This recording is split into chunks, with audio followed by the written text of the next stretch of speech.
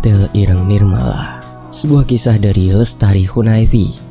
Seorang anak bernama Nirmala yang hidupnya mengalami ketidakberuntungan.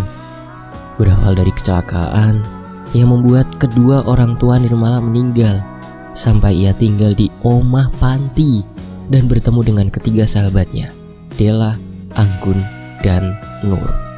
Hingga panti mengalami kebakaran dan membuat wajah Nirmala terluka dan menimbulkan bekas luka. Karena bekas luka di wajah Nirmala, tidak ada keluarga yang mau mengadopsi Nirmala. Akhirnya ada seorang wanita tua kaya raya yang tinggal seorang diri mengadopsi Nirmala. Disinilah kisah hidup Nirmala dimulai hingga terjadinya Kantil Ireng Nirmala. Untuk peringatan, dalam kisah ini mengandung unsur kekerasan, mengandung kata-kata kasar yang tidak patut ditiru, mengandung adegan 18+, dan nikmati ceritanya. Ambil sisi positifnya, buang negatifnya. Selamat menyimak.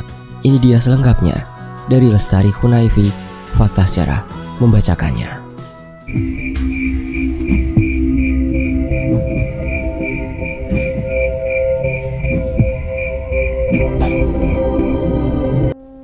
Omah Panti, bulan Maret tahun 2005. Pertama kali Nirmala menginjakkan kaki kecilnya di sebuah panti asuhan yang nantinya akan menjadi tempat tinggal barunya. Nirmala diantar oleh tetangga rumahnya yang iba melihat Nirmala. Kedua orang tua Nirmala meninggal karena kecelakaan. Beruntung Nirmala hanya mengalami luka ringan, karena kala itu Nirmala tinggal di lingkungan yang kurang berada dan orang tua Nirmala sendiri hanyalah pendatang, sehingga tak ada saudara yang mengurus Nirmala. Ibu panti menyambut kedatangan Nirmala dengan hangat. Diraihnya tangan kecil Nirmala sembari mengelus pipi Nirmala. "Cahayu, namanya siapa?" "Nirmala, Bu." "Oh, Nirmala. Cantik namanya, seperti orangnya." "Nama Ibu Laksmi, tapi anak-anak Ibu di sini suka manggil Bu Panti." Nirmala mengangguk mengiyakan. "Mari masuk, nggak usah takut. Nirmala pasti kerasan di sini. Di sini banyak temannya." Bu Laksmi membuka sebuah pintu. Dalam ruangan itu cukup ramai. Rata-rata usia mereka hampir sama dengan Nirmala. Bu Laksmi menyuruh mereka berkumpul sembari memperkenalkan Nirmala. Mereka menyambut Nirmala dengan senyuman khas anak-anak seusia mereka. "Nak, kamu bisa istirahat di sini bareng yang lain." Bu Laksmi meninggalkan Nirmala bersama teman-teman barunya. Nirmala duduk di ranjangnya, menatap kosong ke arah jendela. Ia seperti melihat ayah dan ibunya sedang memandangnya sembari tersenyum. Nirmala mengelap air matanya, mencoba memperjelas pandangannya. Ia melihat ayahnya melambaikan tangan. Saat itu juga, Nirmala berlari ke arah jendela sembari berteriak, "Bapak, Ibu!" Teriakan Nirmala membuat teman-temannya yang melihatnya kebingungan. Nirmala berteriak sembari menangis, hingga membuat suaranya serak. Tangannya mencoba meraih ayah dan ibunya. Della yang khawatir dengan kondisi Nirmala segera berlari mencari Ibu Panti. Ibu Panti segera menarik tangan Nirmala, menggendongnya kembali ke ranjangnya. Ibu Panti memeluk tubuh Nirmala sampai tangisan itu mereda. "Bu, di sana ada Bapak sama Ibu. Bapak melambai-lambai, Bu, sama Mala." Dipandang wajah Nirmala dalam-dalam. Kehilangan dua orang yang dicintai sekaligus memang tidak mudah bagi anak sekecil Nirmala. Bahkan Nirmala selalu menolak jika diajak main teman-temannya. Makin hari tubuh Nirmala semakin kurus. Bu Laksmi selalu gusar jika memikirkan soal Nirmala. Dirinya takut jika Nirmala jatuh sakit. Bu Laksmi meminta Della untuk mendekati Nirmala. "Mengapa, Della?" "Karena dari sekian banyak anak yang berada di panti, hanya Della yang bisa mengerti keadaannya. Ya, bisa dibilang Della ini dewasa sebelum umurnya." Della menyetujui permintaan Bu Laksmi. Di suatu malam, Della mendengar suara tangisan. Della menyibak selimutnya melihat sekeliling, mencoba mencari siapa anak yang sedang menangis. "Malah, kenapa kamu nangis? Kenapa kamu nangis?" Lungo, pergi. Malah, aku gak akan pergi dari sini. Apa maumu? Aku gak pernah ganggu kamu. Malah, aku tahu apa yang kamu rasakan malah. Kamu gak tahu, gak usah sok pinter. Aku bodoh, mbik kowe. Aku sama kayak kamu. Aku kehilangan orang tuaku. Bapakku meninggal karena serangan jantung malah. Mendengar itu batin malah tersentak. Setidaknya kamu masih ada ibu. Enggak malah. Ibuku memang masih hidup tapi hanya raganya. Sejak kematian bapak, ibu hanya melamun. Terkadang menangis, kadang tertawa, kadang juga berteriak. Ibumu? Malah enggan melanjutkan kalimatnya. Iya malah, ibuku gila. Tapi ndak apa-apa, ini udah jadi takdirku. Awalnya aku emoh tinggal di sini, tapi sakitnya ibuku makin parah. Hampir-hampir aku dibikin celaka. Terusane Pak RT nggawa aku mrene iki. Wes tah malah, sudahlah. Mbok jangan tangis ibu bapakmu, sudah. Diikhlaske, biar orang tuamu tenang. Mala dan Dela saling memeluk satu sama lain. Di sisi lain, Mala, kesini. Mala berjalan mendekati Dela. Mala, ini kenalin, namanya Nur dan Anggun. Nur, Anggun, ini Nirmala. Hai Mala. Nur dan Anggun serentak menyapa. Mala hanya diam, tak sedikit pun merespon sapaan Nur dan Anggun. Dela pun lanjut berkata, Mala, mereka ini juga temanku yang nantinya juga akan jadi temanmu. Del, kok dia aneh sih? Udah, ayo kita mainan bareng saja yuk. Mereka berempat bermain bersama, memainkan permainan cublak-cublak suang. Permainan yang dimainkan minimal 4 orang. Sebelum bermain, mereka berempat gambreng dan yang kalah akan jadi Pak Empo. Dia berbaring telungkup di tengah. Anak-anak lain duduk melingkar. Buka telapak tangan menghadap ke atas dan letakkan di punggung Pak Empo. Salah satu anak memegang biji atau kerikil dan dipindah dari telapak tangan satu ke telapak tangan lainnya. Diiringi lagu cublak-cublak suang. Cublak-cublak suang, suange tenggelenter, mambu ketundung kuda, Pak Empo lerak-lerek, sopo mau sing delek kesir, serpong delek kosong sir, serpong delek kosong. Pada kalimat sopo mau sing delek ke, yang artinya serahkan biji atau kerikil ke tangan seorang anak untuk disembunyikan dalam genggaman.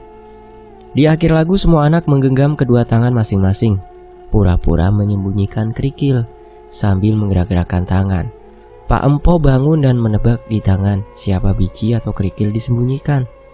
Bila tebakannya benar, anak yang menggenggam biji atau kerikil gantian menjadi Pak Empo. Bila salah, Pak Empo kembali ke posisi semula dan permainan diulang lagi.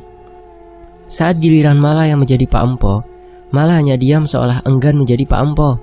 Mala, kamu yang jadi. Mala tak bergeming. Ia hanya menatap tajam ke arah Anggun. Mala, kenapa kamu melototin aku?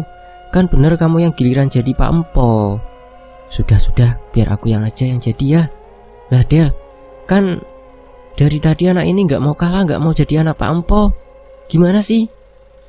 Aku gak mau main sama anak ini lagi ah. Nur, kamu masih mau di sini apa ikut aku? Maaf ya Dela, malah aku udahan mainnya ya, kata Nur. Dan Dela pun mengangguk mengiyakan. Anggun dan Nur pergi meninggalkan Dela dan Mala. Sesekali Anggun mencuri pandang melihat Mala. Tatapan Mala begitu mengerikan dan aneh untuk Anggun. Maafin aku Del, sepertinya Anggun gak suka sama aku. Enggak Mala, mungkin kalian berdua belum akrab, nanti lama-lama juga akrab. Malam itu seperti malam biasanya. Seusai anak-anak panti melakukan kegiatan rutin yang sudah dijadwalkan ibu panti setiap harinya, mereka kembali ke kamar masing-masing. Tiba-tiba terdengar suara dentuman keras yang entah dari mana asalnya. Dengan cepat asap menyebar ke seluruh ruang. Karena rumah panti masih terbuat dari kayu menjadikan api dengan mudah merambat. Bu Laksmi segera keluar dan memanggil semua anak pantinya untuk menyelamatkan diri. Syukurlah, semua anak panti dan Bu Laksmi bisa keluar rumah dengan cepat. Di luar sudah ramai warga yang membantu memadamkan api. Desa di mana panti ini berada masih sangat terpencil, sehingga fasilitas seperti damkar belum tersedia, sehingga warga memadamkan api dengan alat seadanya, hingga teriakan Dela membuat Bu Laksmi dan semua warga yang berada di sana panik. "Bu, Mala masih di dalam, Bu. Ya Allah, Mala!" Bu Laksmi yang panik segera berlari ke dalam rumah panti. Sebelum sampai di depan pintu, Pak RT segera menarik tangan Bu Laksmi menjauh dari sana. "Enten apa, Bu?" "Mala, Pak. Nirmala masih di dalam. Saya takut dia kenapa-kenapa, Pak." "Di dalam berbahaya, Bu. Apinya sudah membara. Bu Laksmi di sini saja. Jagain anak-anak biar aku dan warga yang masuk nyari Nirmala."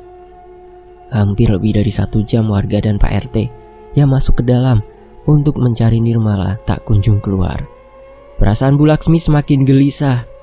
Ia merasa sudah gagal menjaga anak-anak. Dela, Nur, dan Anggun tak henti-hentinya menangis sambil menyebut-nyebut nama Nirmala. Meski terkadang sikap Nirmala aneh, tapi jauh di hati Dela, Nur, dan Anggun, mereka menyayangi Nirmala. Mereka semua berdoa kepada Allah agar Nirmala bisa segera ditemukan dalam keadaan baik. Maha baik Allah yang maha mendengar doa anak-anak yatim dan piatu. Doa mereka terkabul. Salah seorang warga berhasil menemukan Nirmala. Namun kondisi Nirmala kurang baik karena separuh wajahnya mengalami luka bakar yang cukup serius. Sehingga Bu Laksmi segera membawa Nirmala ke klinik desa agar segera diberi pertolongan. Hampir 3 hari lamanya setelah kejadian itu, Nirmala tidak sadarkan diri. Untung saja pada saat kejadian di klinik sedang ada mahasiswa koas dari kota, sehingga luka yang dialami Nirmala dapat ditangani dengan baik. "Dok, apa Nirmala bisa sembuh?" "Ibu tidak usah khawatir. Keadaan Nirmala sudah membaik. Tinggal menunggunya sadar. Hanya saja luka di wajahnya tidak sepenuhnya bisa hilang, Bu.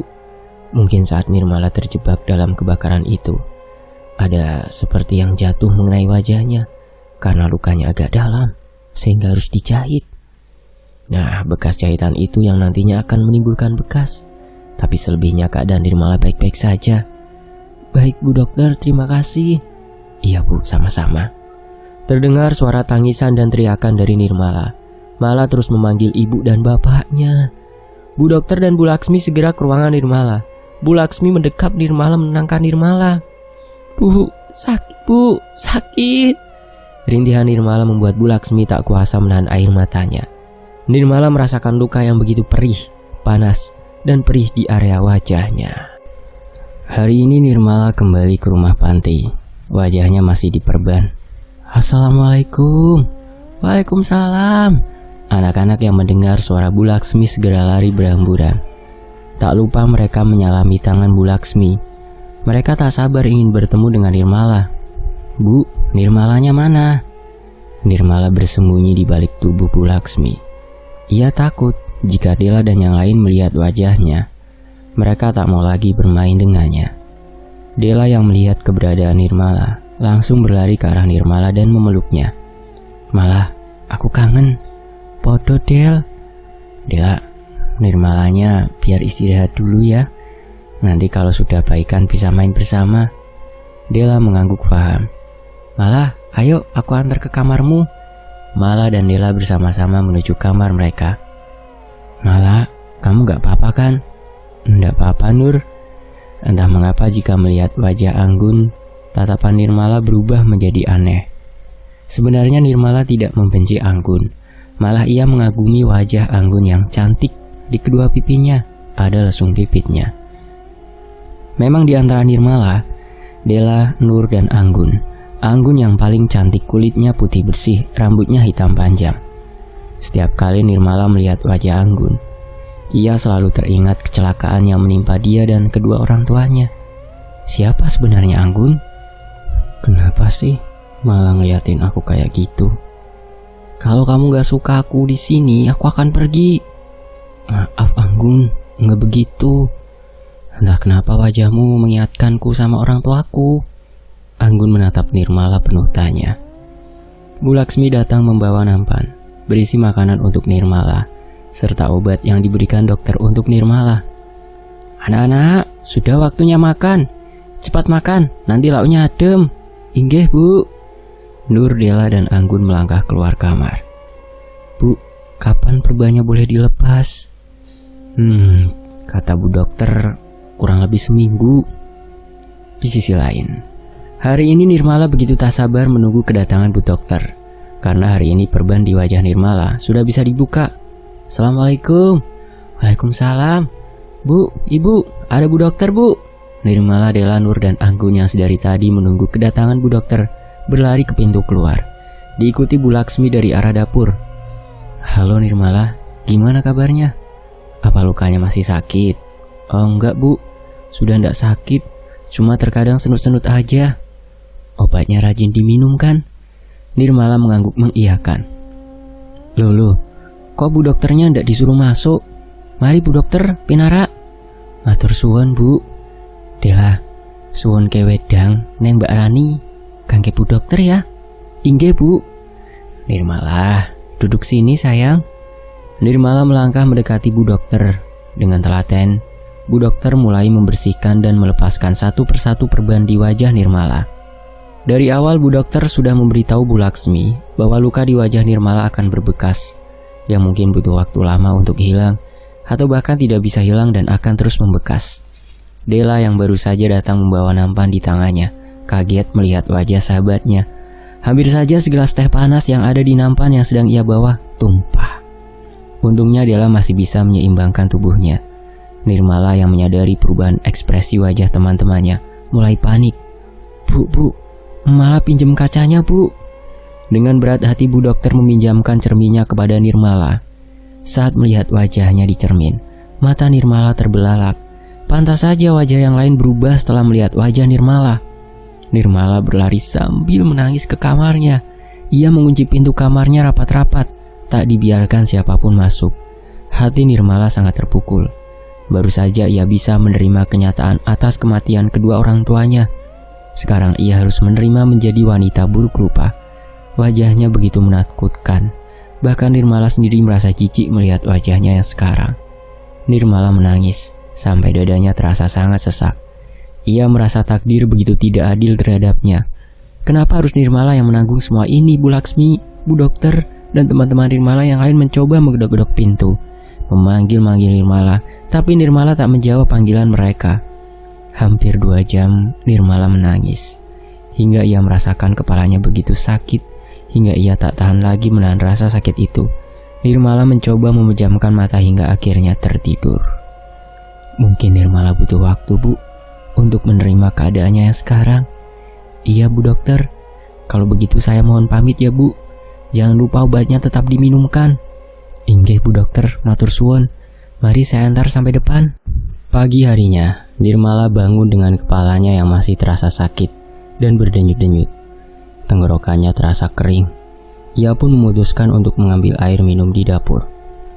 Alhamdulillah, segarnya. Setelah dahaganya sudah reda, Nirmala memutuskan untuk kembali ke kamar karena kepalanya masih terasa sakit dan pusing. Karena kamar yang Nirmala tempati lokasinya melewati kamar milik Bu Laksmi, Nirmala tidak sengaja melihat Bu Laksmi tengah duduk di atas dipan membelakangi pintu. Gestur tubuh Bu Laksmi seperti sedang mengobrol dengan seseorang, dan tumben sekali Bu Laksmi tidak menutup rapat kamarnya. Nirmala dengan rasa penasarannya melangkah pelan-pelan mendekati pintu kamar Bu Laksmi, mengintip dari pintu yang sedikit terbuka. "Anggun?" Dalam hati Nirmala bertanya, sedang apa Anggun di kamar Bu Laksmi? Nampaknya mereka sangat serius. Nirmala memutuskan melanjutkan aktivitas mengupingnya, walaupun ia tahu bahwa apa yang ia lakukan adalah tindakan yang tidak sopan, dan jika Bu Laksmi tahu, pasti dia akan kena hukum. Tapi rasa penasaran Nirmala lebih besar, jadi masa bodoh jika ia ketahuan dan harus menerima hukumannya. "Anggun, besok ada sepasang suami istri yang mau ngangkat Anggun jadi anaknya. Kamu mau ya, Nak? Ibu yakin setelah ini Anggun bisa sekolah. Masa depan Anggun bisa lebih baik kalau Anggun ikut ibu dan bapak yang mau ngadopsi Anggun." Anggun mengangguk. Walaupun ia kerasan di rumah panti, tapi ia ingin bisa memiliki orang tua lagi seperti dulu. "Besok orang tua angkat Anggun ke sini. Sekarang Anggun istirahat. Anggun, satu pesan ibu ya, Nak. Dimanapun saja kamu berada, harus jadi anak yang sopan, nurut sama orang tua. Timbul perasaan iri di hati Nirmala. Memang Anggun anak yang sempurna. Pasti semua orang tua ingin memiliki anak seperti Anggun. Sementara itu di sisi lain, mereka berempat bermain seperti biasa, tertawa riang bersama.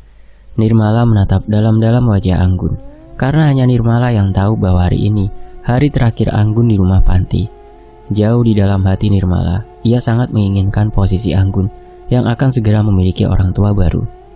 Malah, apa sih Del? Ngagetin aja.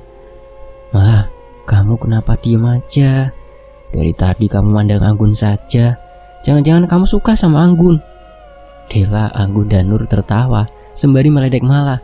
Ih, Mala mulai kesal dengan teman-temannya. Ya emang aku cantik banget lah, tapi kan aku masih normal. Ih, lah kamu kira aku enggak apa? Tawa mereka semakin kencang melihat Mala yang semakin kesal. Anggun, kamu gak bakal lupakan sama kita? Anggun seketika terdiam, menunduk sedih. Anggun menghela nafas panjang. Dalam hatinya ia tak ingin berpisah dengan teman-temannya. Tapi di satu sisi ini demi masa depannya. Kamu udah tahu toh? Nirmala mengangguk pelan. Ih, ada apa sih? Iya Anggun, ada apa sebenarnya? Ini hari terakhir Anggun di rumah panti. Anggun ada yang adopsi. Dela dan Nur bersamaan melihat Anggun. Ini terlalu mendadak. Aku berjanji sama kalian, aku gak akan lupa sama teman-temanku semua di rumah panti ini. Mereka berempat berpelukan. Bu Laksmi dari tadi memperhatikan mereka, merasa terharu. Timbul perasaan tak tega untuk memisahkan mereka. Tapi ini harus dilakukan Bu Laksmi, selain untuk masa depan anak-anak panti. Karena sebenarnya, rumah panti ini kekurangan donatur. Hingga rumah panti gak mampu jika harus menyekolahkan mereka. Anggun, kesini nak. Anggun melepaskan pelukannya. Bu Laksmi menggandeng tangan Anggun ke ruang tamu. Rupanya di sana sudah ada sepasang suami istri yang menunggu Anggun. Mereka begitu bahagia ketika melihat Anggun. Bahkan wanita itu langsung memeluk Anggun. Sementara itu Nirmala, Dela, dan Nur hanya melihatnya dari balik bilik. Dalam hati Nirmala tak suka melihat Anggun dan orang tua barunya. Penampilan orang tua Anggun sangat rapih. Sepertinya orang tua Anggun orang berada. Untuk sekian kalinya Nirmala merasa iri. Anggun diizinkan untuk berpamitan dengan teman-temannya. Untuk yang terakhir kalinya mereka berempat berpelukan. Tak lupa Anggun menyalami Bu Laksmi dan berterima kasih karena selama ini merawat dirinya. Anggun dan kedua orang tua barunya masuk ke dalam mobil dan perlahan meninggalkan pelataran rumah panti. Berselang 3 bulan setelah Anggun diadopsi, Nur juga diadopsi oleh sepasang suami istri yang usianya tidak terlalu muda. Sebenarnya orang tua yang akan mengadopsi Nur sudah memiliki seorang anak laki-laki yang usianya terpaut 7 tahun lebih muda dari Nur. Del, tinggal kita berdua Del. Iyalah, jadi sepi ya. Del, jika nanti kamu ada yang adopsi apa kamu mau? Dela terdiam, ia bingung harus menjawab apa. Del, kamu mau janji denganku jika besok ada pasangan suami istri yang mau ngadopsi anak, biar aku dulu ya Del yang diadopsi. Dela mengangguk, mengiyakan permintaan Mala. Janji ya Del, kamu gak akan mendahului aku. Tapi jika pasangan itu milih aku gimana Mal? Ya kamu harus nolak. Pokoknya sebelum aku diadopsi kamu harus tetap di rumah panti sama aku. Janji itu harus ditepati Del. Kalau kamu ingkar sama janji yang udah kamu bikin, tahu kan Del apa akibatnya? Entah mengapa ucapan Nirmala tadi siang membuat Dela menjadi gelisah. Perasaannya sangat-sangat tidak enak. Dela memutuskan pergi ke dapur mengambil minum untuk menenangkan pikirannya. Saat Dela melewati tempat tidur Nirmala, Dela menoleh ke arah Nirmala yang sudah tertidur. Duh, apa aku salah ya tadi siang ngejanjiin Nirmala? Kok perasaanku gak enak begini? Sementara itu, Del, kamu ngapain nak di sini? Ibu. Dela kaget melihat kehadiran Bu Laksmi. Dela kenapa? Dari tadi loh ibu manggil Dela. Lah iya tak Bu? Maaf Dela ndak denger. Kamu mikirin apa toh Del? Kok wajahmu pucat? Apa kamu sakit? Enggak apa-apa Bu. Dela baik-baik saja. Dela masuk kamar dulu ya Bu. Bu Laksmi merasakan ada hal yang aneh dari sikap Dela. Dela anak yang jujur. Dia lebih memilih dihukum daripada harus berbohong. Apa yang sebenarnya sedang Dela sembunyikan? Singkat cerita, hari itu tiba, ada sepasang pasutri yang ingin mengadopsi Della. Della. Bu Laksmi mencari Della kesana kemari, tapi Bu Laksmi tak menemukan keberadaan Della. Malah, apa kamu tahu Della di mana? Enggak, Bu. Duh, kemana sih Della? Ibu udah muter-muter dari tadi tapi Della ndak ada. Bu Laksmi terlihat cemas. Memangnya ada apa, Bu? Ada yang ingin mengadopsi Della. Boleh nggak, Bu? Kalau malah aja yang diadopsi. Mungkin Della belum siap. Ya sudah, ndak apa-apa. Ayo, mesti tunggu. Ibu bapak, maaf, Dellanya sedang ndak enak badan, jadi ndak bisa nemuin bapak dan ibu. Bagaimana jika yang diadopsi Nirmala? Nirmala, sini nak. Nirmala berdiri di samping Bu Laksmi. Halo Nirmala, sini nak, jangan takut. Nantinya kami akan menjadi orang tua kamu. Saat Bu Tantri merapikan rambut Nirmala, beliau kaget melihat wajah Nirmala. Begitu pula Pak Danu. Bahkan Ibu Tantri merasa mual dan hampir muntah. Bu Tantri dan Pak Danu bergegas meninggalkan Omah Panti. Maaf Bu, saya tidak jadi. Kami permisi Bu. Bu Laksmi yang kebingungan tak dapat berkata sepatah kata pun. Setelah mengantar Bu Tantri dan Pak Danu, Bu Laksmi bergegas menemui Nirmala. Dilihatnya Nirmala sedang menangis. Sabar Yondo, mungkin memang durung rezekinya Nirmala. Ibu yakin suatu saat nanti mesti ono sing ngadopsi Nirmala. Sudah ya, jangan nangis lagi. Della muncul dari arah dapur menghampiri Bu Laksmi dan Nirmala. Della, kamu dari mana saja? Ibu dari tadi nyariin. Ndak dari mana-mana kok Bu. Della tak jadi melanjutkan ucapannya. Ia melihat Nirmala yang sedang menunduk, tetapi tatapan matanya mengarah ke Della. Beberapa kali Della selalu menghindar ketika ada orang tua yang akan mengadopsi dirinya. Apa yang sebenarnya terjadi dengan Della? Bahkan sekarang Della tak seceria dulu. Ia lebih sering menyendiri. Di saat Nirmala sudah mulai akrab dan bermain dengan yang lain, malah Della yang sekarang berubah menjadi anak yang pendiam. Del, ngapain kamu sendirian di sini? Udah mau gelap, ayo masuk. Gak baik di waktu menjelang malam masih di luar. Bu, Della nggak bisa. Della mau kayak yang lain, Bu. Bu Laksmi mengajak Della masuk ke dalam kamarnya. Del, sebenarnya kenapa? Ibu perhatikan kok akhir-akhir ini kamu murung. Della menangis sesenggukan. Bu Laksmi dengan sabar menenangkan Della. Setelah Della tenang, Della menceritakan apa yang sebenarnya terjadi pada dirinya. Della tidak ingin mengkhianati Nirmala, tapi Della juga ingin hidup lebih baik. Malam itu Della dan Bu Laksmi membuat kesepakatan yang tak diketahui siapapun. Della, kamu di mana, Del? Bu, Della di mana sih? Kok ndak kelihatan dari tadi? Bu Laksmi tak menghiraukan pertanyaan Nirmala. Bu Laksmi masih sibuk memilah-milah belanjaan yang baru saja ia beli dari pasar. Bu, bukannya tadi Della ikut ibu ke pasar.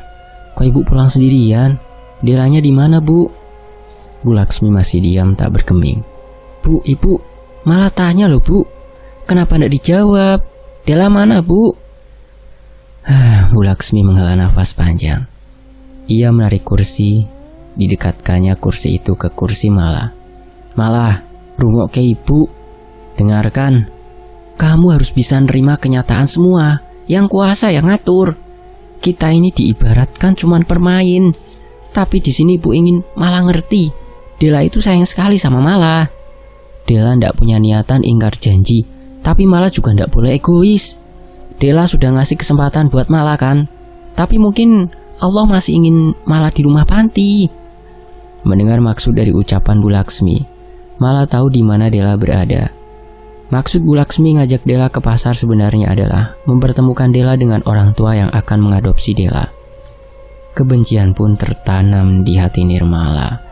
Entah harus dengan siapa lagi Nirmala percaya kalau sahabatnya sendiri mengkhianatinya. Mala wes ngerti kan maksudnya ibu? Ibu tak melanjutkan masa? Mala kembali ke kamarnya. Batin dan pikirannya terus bergelut. Pandangannya mengarah ke tempat tidur Della. Mala melihat sebuah buku di sana. Mala mengambil buku itu. Buku itu ternyata curahan isi hati Della. Entah sejak kapan Della mulai menulis. Lembar demi lembar Mala membaca isi buku Della. Sampai Mala ternganga melihat namanya di sana. Bukan hanya namanya, tapi Anggun dan Nur juga ada di sana. Tapi yang membuat Mala tak percaya, mengapa namanya dicoret-coret? Apa selama ini Della tidak benar-benar tulus menjadi temannya? Nirmala bernarasi sendiri, menebak-nebak apa yang sebenarnya Della sembunyikan dari dia. Tiba-tiba, foto yang terselip di buku jatuh. Foto tersebut adalah foto mereka berempat. Della, Mala, Anggun, Nur. Lagi-lagi ada hal aneh. Della mencoret-coret wajah Mala. Sementara itu Mala mendengar Bu Laksmi memanggil dirinya. Ia bergegas menyembunyikan buku Della di bawah bantal miliknya. Mala, kamu ngapain? Nggak ada Bu. Ibu minta tolong bantuin ibu di dapur ya. Iya Bu. Alhamdulillah ibu dapat pesanan jajan pasare lumayan banyak. Nggak apa-apa kan malah bantu ibu? Nggak apa-apa Bu. Malah seneng bisa bantu ibu. Ibu, Malah boleh tanya nggak? Boleh Mal, tapi jangan aneh-aneh nanyanya. Della udah lama Bu tinggal di rumah panti.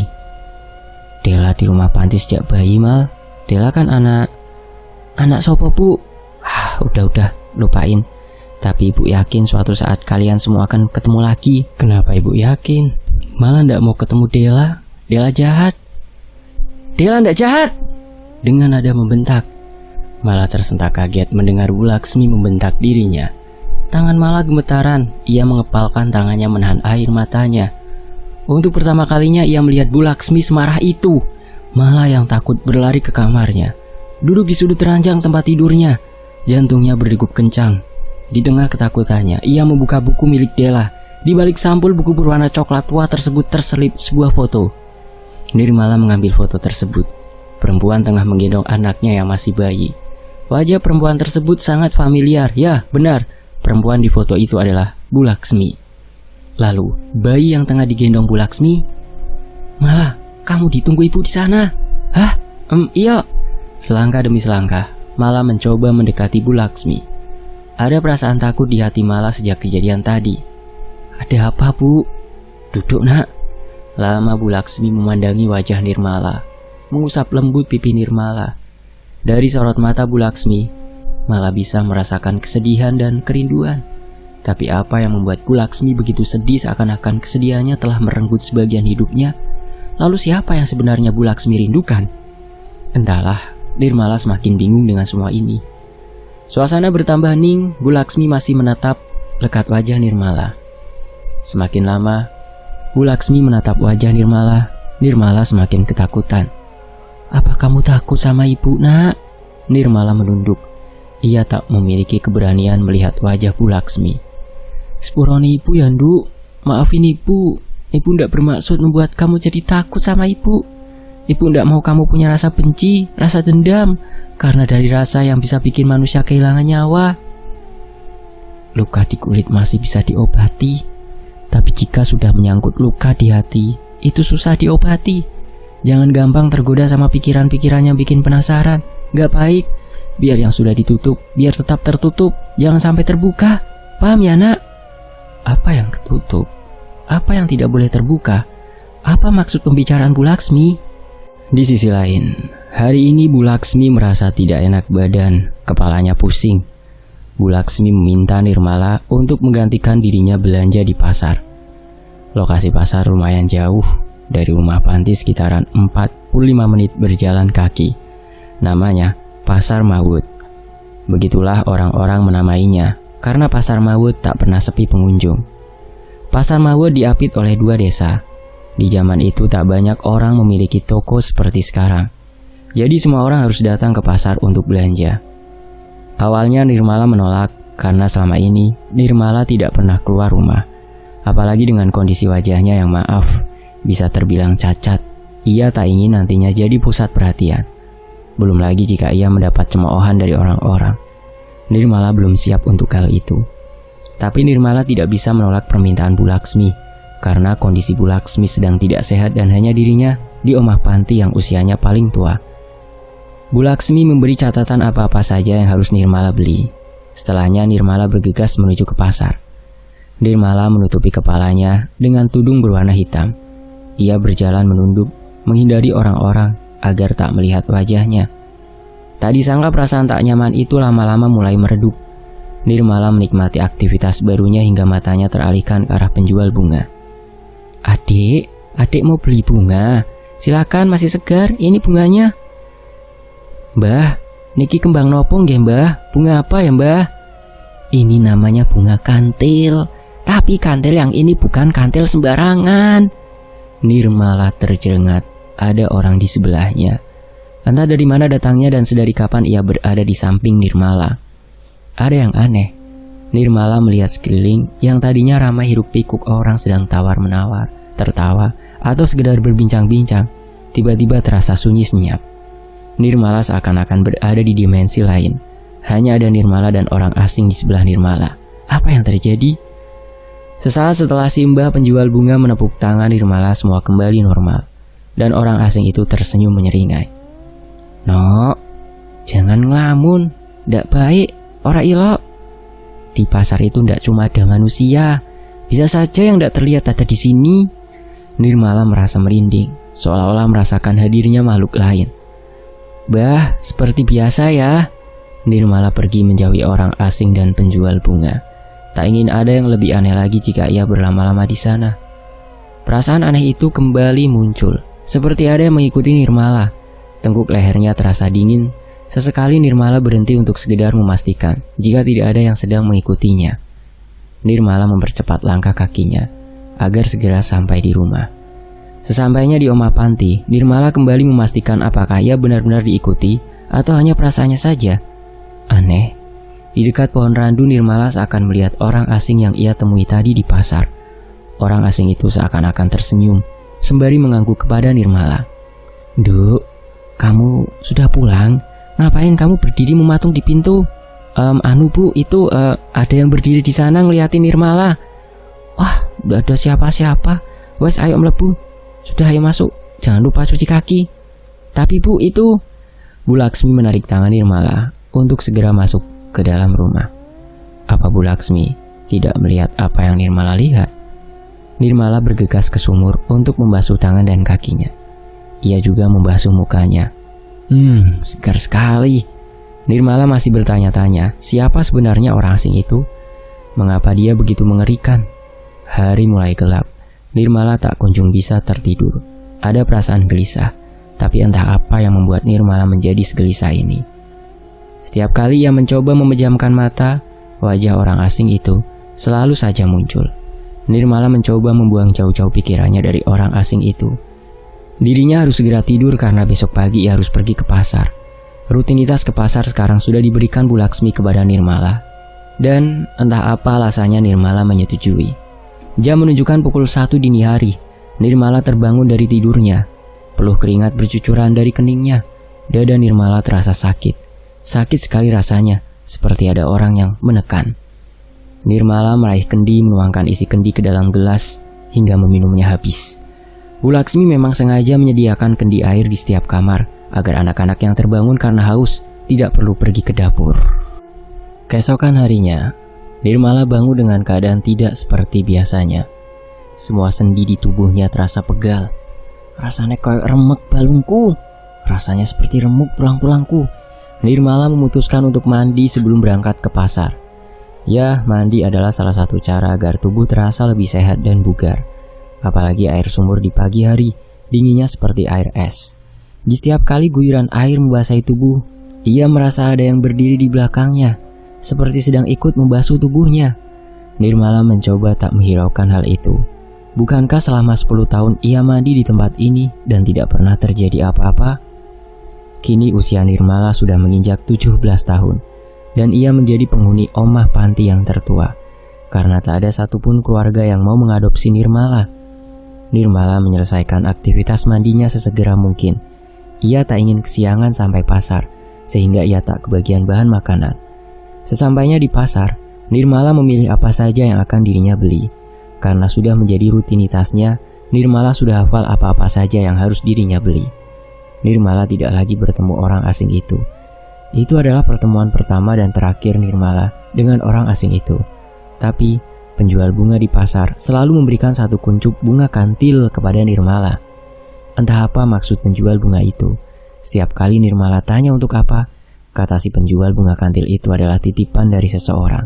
Tapi ketika Nirmala bertanya, siapa orang yang menitipkan bunga kantil ini? Si penjual enggan untuk menjawab. Ia selalu berkata, "Nanti kamu pasti tahu sendiri, Dek." Awalnya Nirmala menerima bunga kantil itu. Hampir setiap hari si penjual bunga memberi titipan bunga kantil kepada Nirmala. Saking seringnya, Nirmala terkadang mengingatkan si penjual bunga. Tapi di hari-hari tertentu, orang misterius itu tidak menitipkan bunga kantil untuk Nirmala. Jika Nirmala ingat-ingat lagi, bunga kantil tidak diberikan kepada Nirmala di setiap dina weton Nirmala. Legi, Pahing, Pon, Wage, Kliwon. Dina weton Nirmala jatuh pada Jumat Legi. Ya, hari lahir seseorang dengan pasarannya. Banyak orang Jawa bilang Jumat Legi adalah perwatakan yang bagus untuk ritual. Tapi mengapa hanya di hari weton Nirmala orang tersebut tidak menitipkan bunga kantil untuk Nirmala? Bagaimana orang tersebut tahu dina weton Nirmala? Atau ini hanya kebetulan semata? Nirmala tak ingin mengambil pusing hal itu. Karena rasa kantuk sudah menyelimuti dirinya, Nirmala memejamkan mata. Tanpa sadar ia merasa dirinya berada di rumah gedong yang begitu besar, seperti bangunan Belanda, tetapi aksen Jawanya sangat kental. Terlihat dari ukiran-ukiran yang terdapat di setiap pintu dan furnitur yang berbahan dasar kayu jati. Nirmala tak henti-hentinya berdecak kagum, mengagumi setiap arsitektur bangunan. Di setiap sudut ruangan terdapat nampan berisi kembang staman dan satu bunga kantil yang masih kuncup. Kantil tersebut berwarna hitam sama seperti bunga kantil yang selama ini Nirmala terima dari si mbah penjual bunga. "Belum saatnya kamu mengerti." Seketika Nirmala terperanjat kaget, seperti maling yang tertangkap basah oleh si pemilik rumah. Itulah yang Nirmala rasakan sekarang. "Maaf Bu, saya tidak bermaksud lancang. Sudah masuk di rumah Ibu tanpa izin." Wajah wanita yang sedang berdiri di hadapan Nirmala sangat familiar untuknya. Ya, benar. Wanita itu adalah wanita misterius yang bertemu dengannya di pasar. "Ora usah wedi, jangan takut. Besok rumah ini akan jadi tempatmu. Kamu menerima bunga kantil hitam yang aku titipkan sama nenek penjual bunga di pasar toh? Itu aku yang ngasih. Kumpulkan bunga kantil itu sampai jumlahnya 40. Nanti jika sudah waktunya, aku sendiri yang akan menjemputmu." Nirmala terbangun dari tidurnya. Nafasnya yang terengah-engah setiap kali mimpikan hal aneh. Dada Nirmala terasa sakit. Jam menunjukkan pukul 7.38 pagi. Nirmala terlambat untuk ke pasar.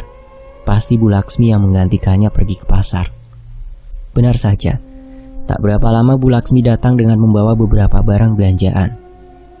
Ibu kok ndak bangunin Nirmala? Kan jadi ibu yang harus ke pasar." Wes, ndak apa-apa. Ibu ndak tega bangunin kamu. Oh iya, tadi di pasar ada nenek penjual bunga. Nitipin ini buat kamu. Oh iya Bu, matur suwun. Memangnya itu apa lah? Nggak apa-apa kok Bu. Malah bantuin ya Bu. Malah udah beberapa hari ini Bu nggak sengaja lihat kamu ngelindur loh. Ah, apa ya Bu? Apa yang sebenarnya lagi kamu pikirin malah? Jangan dipendam sendiri. Kamu itu udah Ibu anggap anak Ibu sendiri. Akhir-akhir ini malah sering banget mimpi aneh Bu. Tapi malah nggak tahu apa arti mimpinya malah.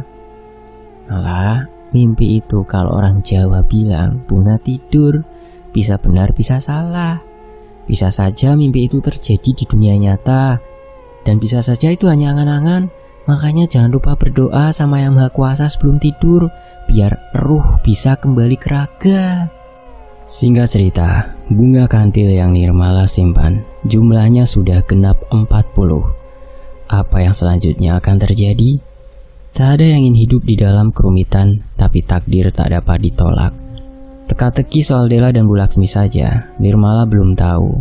Kini Nirmala harus dihadapkan dengan misteri bunga kantil ireng. Malah, ada yang nyari kamu. Siapa ya Bu?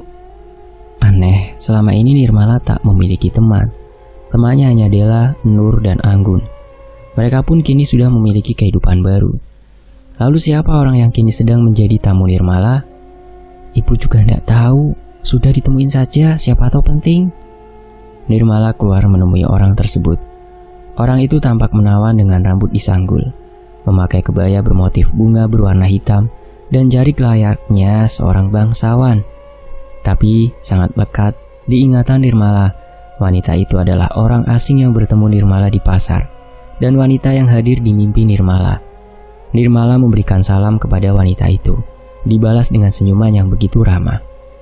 Langkung rumiyin, sebelumnya perkenalkan, nama saya Widuri. Terima kasih sudah mengizinkan saya bertemu malam-malam.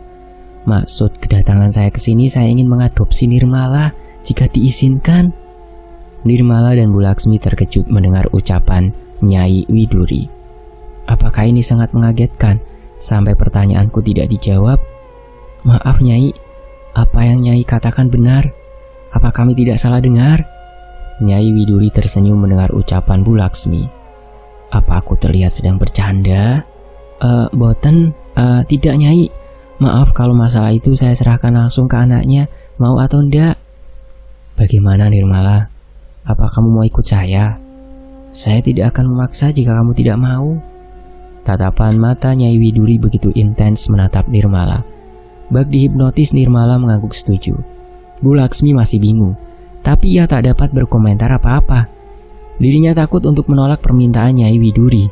Nama Nyai Widuri cukup terkenal, setiap orang tahu siapa Nyai Widuri tak terkecuali Ibu Laksmi. Tapi baru kali ini dirinya berhadapan langsung dengan Nyai Widuri. Rumor yang beredar di kalangan warga, Nyai Widuri adalah seorang abdi dalam sekaligus Wong Tengen, atau orang kepercayaan keluarga Ningrat yang dipimpin oleh Baswara Catra yang memiliki seorang istri bernama Betari Catra. Kekayaan serta kemasyhuran seorang Baswara Catra tak ada yang dapat menandingi. Harta dan kekayaannya tidak akan habis meski sampai 7 turunan. Akan tetapi istrinya Betari Catra tidak dapat melahirkan keturunan untuk mewarisi tahta Baswara Catra. Tak ada yang tahu mengapa Betari Catra tidak ingin memiliki anak. Sementara itu Nirmala sudah selesai mengemas barang pribadinya. Nyai Widuri melihat ke arah kotak kayu yang dipegang Nirmala. Bibirnya menyunggingkan senyuman, seolah tahu apa yang ada di dalam kotak kayu tersebut. Saya rasa hajat saya di sini sudah selesai. Saya mohon pamit Bu Laksmi. Marno, turunkan barang yang ada di bagasi dan berikan kepada Bu Laksmi. Pak Marno menjalankan perintah dari Nyai Widuri dengan sigap dan sekatan. Jika dilihat dari perangainya, Nyai Widuri ini terlihat seperti orang yang tegas dan tidak suka bertele-tele. Iki kabeh, semua pemberian dari Kanjeng Ratu harus diterima. Menolak sama saja dengan menghina Kanjeng Ratu. Setiap kali berbicara, raut wajah Nyai Widuri berubah menjadi tegas, seolah sedang memberi perintah yang artinya lawan bicara Nyai Widuri harus menurutinya. Matur nuwun sangat Nyai, terima kasih banyak. Menghadapi orang-orang seperti Nyai Widuri, jangankan untuk menolak, berkomentar saja tidak memiliki hak dan keberanian. Nyai Widuri dan Nirmala masuk ke dalam mobil. Bu Laksmi merasakan ada yang ganjil dari Nirmala. Tatapan Nirmala seakan kosong, seakan ada yang sedang mengendalikan Nirmala. Bahkan Bu Laksmi tak diberikan kesempatan, walau hanya sekedar berpamitan dengan Nirmala. Nirmala tiba di rumah yang sangat mewah. Rumah bernuansa Jawa Belanda. Rumah yang sama dengan rumah yang pernah Nirmala datangi dalam mimpi. Apa yang dikatakan Nyai Widuri dalam mimpi benar adanya, bahwa rumah ini akan menjadi tempat tinggal bagi Nirmala. Sebelum masuk rumah, kamu harus makan bunga kantil yang kamu bawa. Itu salah satu syarat yang paling dasar untuk jadi anggota keluarga Catra. Tetapi kamu sudah tahu kan jika saya tidak suka dibantah? Nyai Widuri berbicara dengan suara lantang, serta tatapan matanya tampak tegas. Nirmala menuruti apa yang diperintahkan Nyai Widuri. Satu persatu, bunga kantil ireng Nirmala masukkan mulutnya. Ia kunyah bunga kantil itu dengan perlahan. Tidak terlalu buruk bunga kantil itu terasa hambar. Hanya saja baunya yang wangi sesekali membuat Nirmala mual. Dengan susah payah Nirmala menghabiskan bunga kantil itu. Sekarang aku akan nunjukin ke kamu bagian-bagian dari rumah ini yang boleh dan yang tidak boleh kamu datangi. Jika kamu melanggar, akan ada hukumannya, dan itu tak mudah, bisa saja nyawamu. Setiap bagian rumah ini sudah ada pelayannya masing-masing. Rumah ini dibagi menjadi 8. Yang pertama emperan atau teras, bebas dilewati siapa saja. Tidak ada batasan. Yang kedua pendopo. Kamu lihat pendopo yang di sana? Jangan sekali-kali kamu punya niatan mendekati pendopo itu. Pendopo itu bukan tempat, setiap orang bisa masuk. Yang ketiga peringitan atau ruang tamu, dipakai untuk Kanjeng Ratu, biasanya menerima tamu. Yang keempat omah jero, ruang keluarga. Keluarga Catra akan berkumpul di sini jika ada acara besar. Yang kelima sentong tengah atau kamar utama. Tidak ada satupun orang yang boleh masuk di ruangan ini kecuali Raden Baswara Catra dan Kanjeng Betari Catra. Yang keenam sentong tengen atau dapur. Ruangan ini tempatnya para abdi menyiapkan makanan. Yang ketujuh gandok atau gudang, rumah paling belakang. Nirmala mendengarkan dengan seksama penjelasan dari Nyai Widuri. Tapi Nyai Widuri baru menjelaskan 7, dan di rumah bagian mana Nirmala akan tinggal, juga di mana semua orang mandi dan buang hajat. Banyak sekali pertanyaan yang sebenarnya ingin Nirmala tanyakan. Dan satu hal yang mengganjal hati Nirmala, jika memang Kanjeng Ratu Betari Catra yang ingin mengangkat Nirmala jadi anaknya, mengapa sedari tadi ia tidak menemui Nirmala? Mengapa bukan ia sendiri yang mengajak Nirmala berkeliling? Aku tahu apa yang sedang kamu pikirkan, Nirmala. Nah, ini ruangan yang ke-8, Sentong Kiwo. Kamu dan semua pelayan yang ada di rumah ini tinggal di sini, termasuk saya. Kamu sudah saya siapkan pelayan yang akan nemenin dan menyiapkan semua kebutuhanmu. Lalu di mana Kanjeng Ratu berada? Iki gurung wayahe kamu ketemu Kanjeng Ratu. Kapan saatnya? Gak ada yang tahu malah. Sekarang persiapkan dirimu untuk ngejalanin syarat selanjutnya. Nyai Widuri melenggang pergi dari kamar Nirmala. Nirmala mengamati setiap sudut ruangan yang kini menjadi kamar tidurnya. Ruangan yang berkali-kali lipat lebih luas dari kamarnya di Omah Panti. Fasilitasnya pun sangat lengkap. Ranjang tidur bak ratu yang ada di cerita dongeng, meja rias yang penuh dengan ukiran, tapi lagi-lagi di atas meja rias terdapat nampan yang berisikan bunga setaman dan bunga kantil yang masih kuncup. Ada seseorang yang mengetuk kamar Nirmala. Tok tok tok. Nirmala membuka pintu. Di hadapannya berdiri seorang perempuan memakai kemben dan jarik dengan rambut disanggul yang jika dilihat dari pakaiannya sepertinya dia abdi dalam. Maaf nih mas, sudah mengganggu. Aku disuruh Nyai Widuri untuk jadi pelayanmu. Panggil saja Nirmala, namaku Nirmala. Tidak boleh nih mas. Aku gak suka dipanggil nih mas. Kalau tidak kamu manggil aku kakak saja, kelihatannya kita seumuran. Baiklah, jika Nimas, jika Mbak Mala memaksa. Aku ingin menyegarkan badan, sudah lengket sekali rasanya. Mari Mbak, tak antar ke Padusan.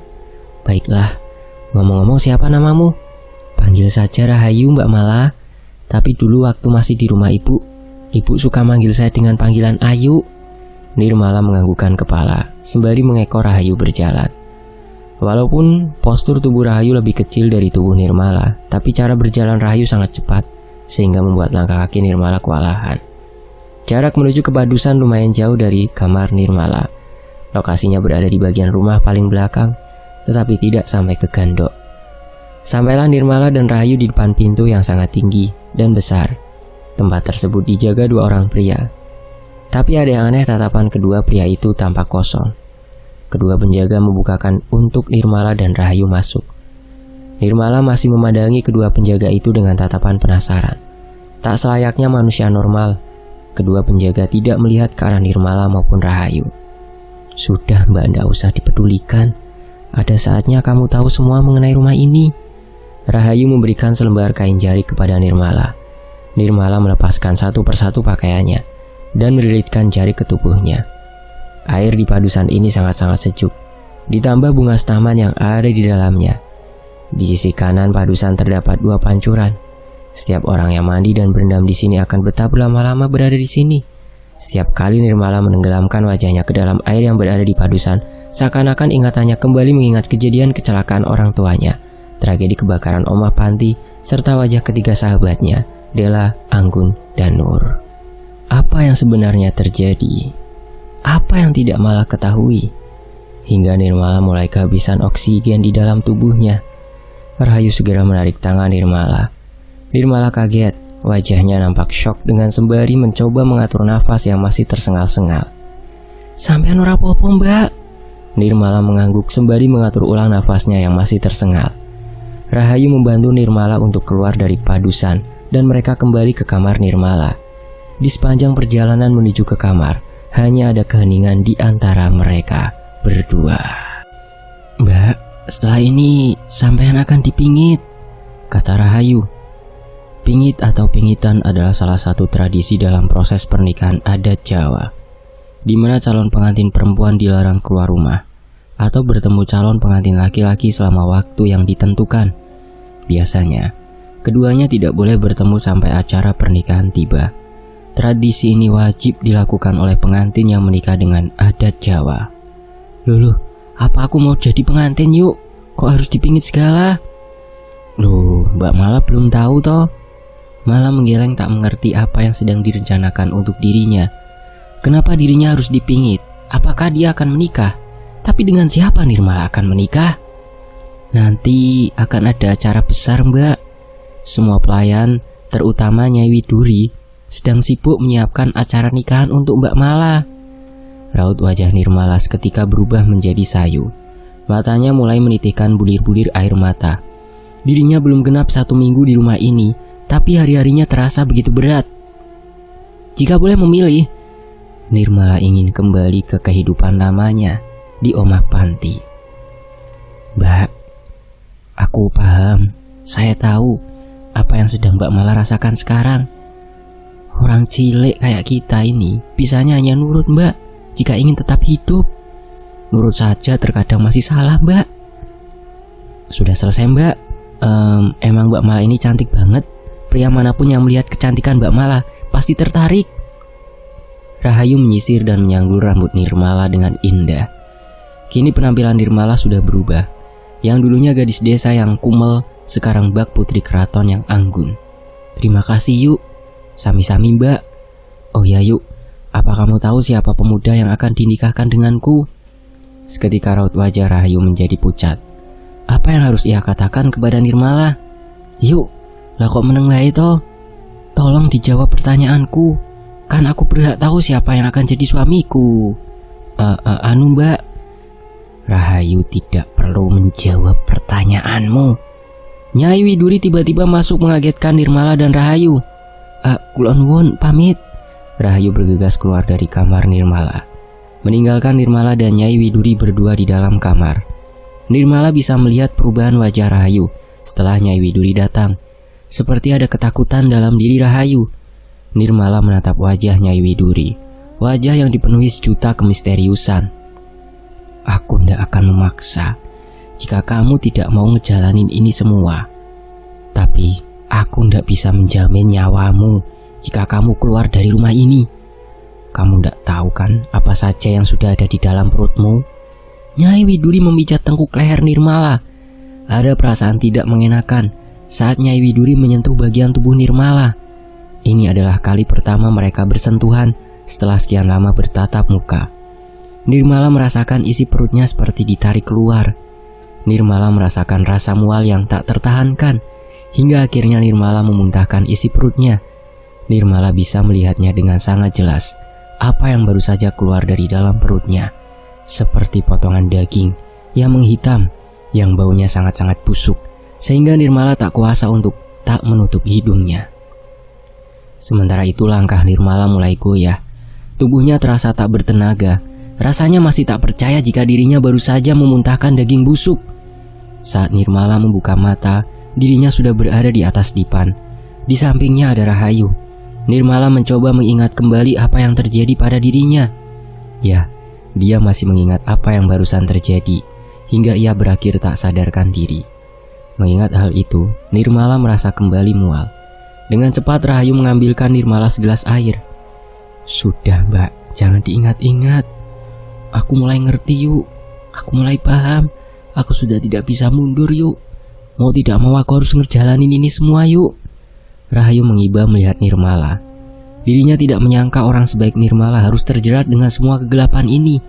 Berbeda dengan dirinya, keberadaannya di sini dikarenakan hutang kedua orang tuanya terhadap keluarga Catra. Karena kedua orang tua Rahayu tak mampu membayar hutangnya, maka Rahayulah yang harus mengorbankan dirinya menjadi abdi dalam keluarga Catra.